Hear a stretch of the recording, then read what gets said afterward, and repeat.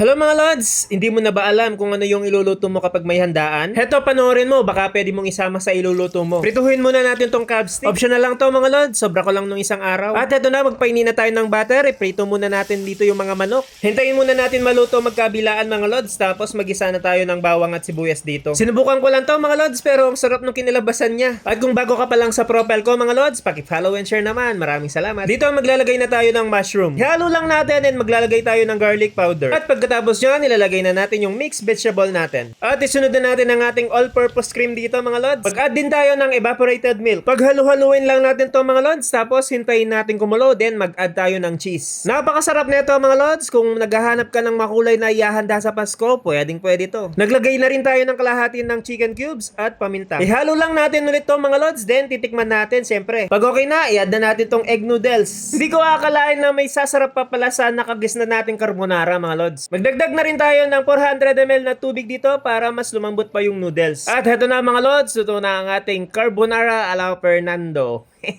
And ready to serve! Tara, samahan nyo ako, kain na tayo. Maraming salamat sa panonood. Subukan nyo na to mga Lods at napakasarap.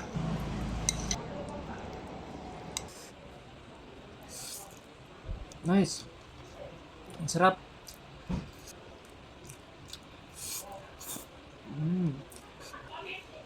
The best.